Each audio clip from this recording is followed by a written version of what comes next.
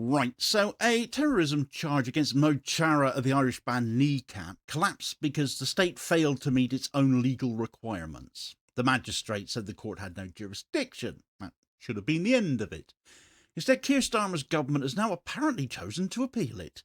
Not because new facts have emerged, not because anyone was at risk, but because the state didn't like being told it couldn't proceed. That decision is the problem. This isn't about a rapper or a flag or a cultural offence.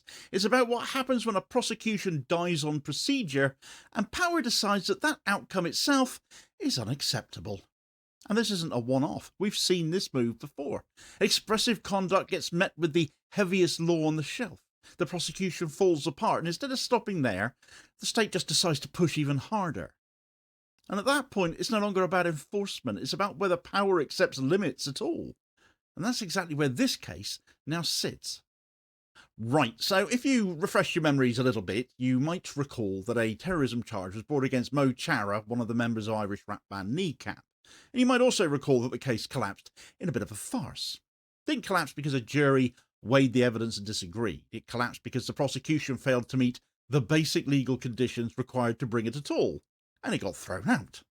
A magistrate's court said, you cannot proceed because this case does not lawfully exist. And that really should have been the end of it. Instead, under a government led by an empty suit like Keir Starmer, the state has chosen to appeal that decision because, of course it has.